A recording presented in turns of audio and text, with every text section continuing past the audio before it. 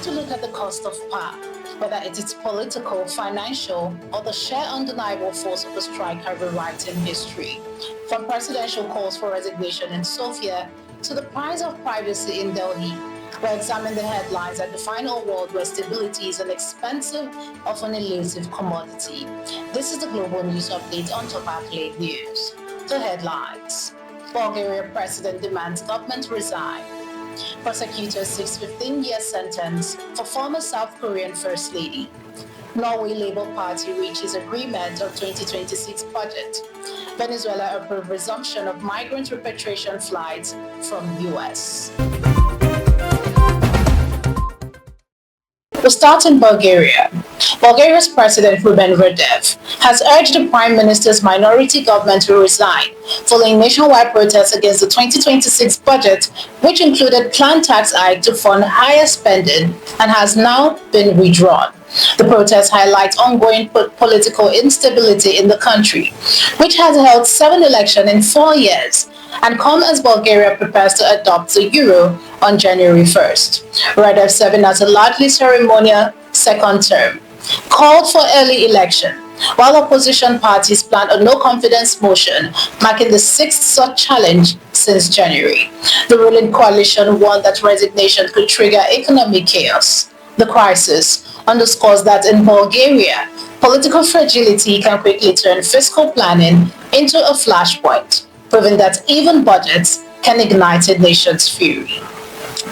From a political showdown in Europe to a stunning legal drama in Asia, South Korean prosecutors have requested a combined 15-year prison sentence for former First Lady Kim Kyung-hee, who faces charges of bribery, stock price manipulation, and violation of political fundraising laws, with fines totaling roughly $1.36 million. The case is linked to a broader investigation into former President Yoon Suk-yeol's brief martial law declaration last year and related scandals involving the couple.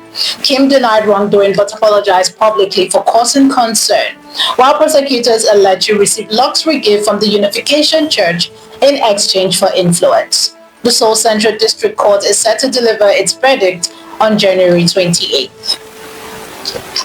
Now to Norway, a different kind of political stability brought through compromise. Norway's governing Labour Party announced a deal with 4 left-wing parliamentary parties on the 2026 fiscal budget, resolving a standoff that could have toppled Prime Minister Jonas's cabinet.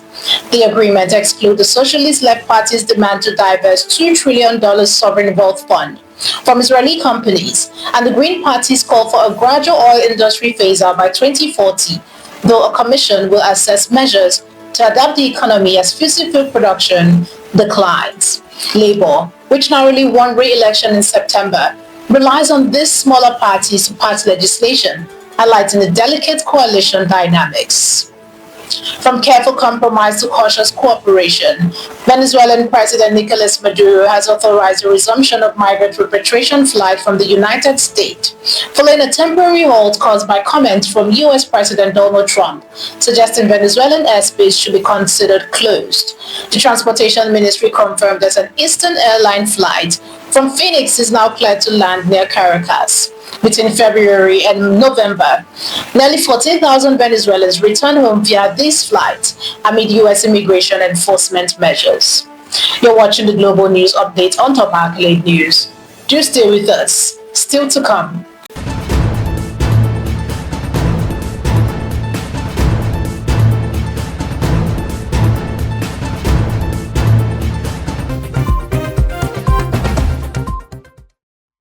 Thanks for staying with us. India has scrapped its recent order requiring smartphone makers to pre-install the state-run Center Sati cyber safety app on new devices after public backlash and concerns over privacy and surveillance. The order, which would have made the app non-disposable and mandatory for registration, faced resistance from tech giants and criticism from cybersecurity experts. The government defended the app's role in verifying handset authenticity and highlighted its growing user base of 14 million, with 2,000 fraud cases reported daily, including a 10-fold spike of 600,000 new registrations in a single day. Digital advocacy group welcomed the reversal but urged publication of a former legal directive. This episode underscores the delicate balance between security and personal privacy in the digital age. A fragile corridor in the Middle East is about to reopen. Israel announced it will begin allowing Palestinians to exit Gaza through the Rafah border crossing under a US-backed ceasefire deal, despite confirming that partial remains returned by Hamas on Tuesday did not match the two hostages still believed to be in Gaza, a development that threatens to destabilize the fragile first phase of the truce.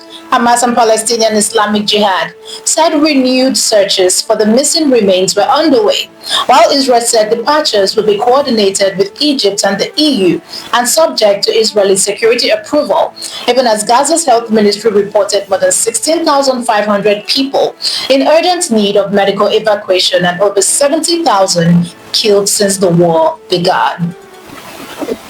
Even amid the war, the world of luxury is making moves. Prada has finalized the acquisition of iconic Italian fashion house Versace for $1.38 billion, bringing both brands under one roof and strengthening its portfolio alongside Miu Miu. The deal, below the $2 billion Capri holding paid in 2018, follows a period of slowed sales for Versace and the departure of Donatella Versace as the creative chief after 27 years. Dario Vitali, former Miu Miu design director, will now lead the brand, while Capri Holdings plan to use the proceeds to repay debt and reinforce its balance sheet.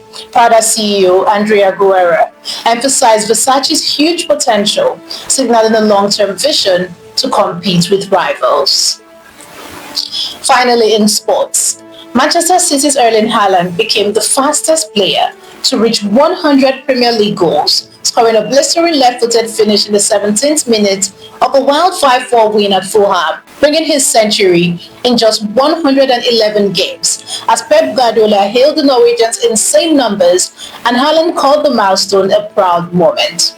Leading the league with 15 goals this season, the 25-year-old continues with relentless charge, and if goals are a language, Haaland is already writing the dictionary.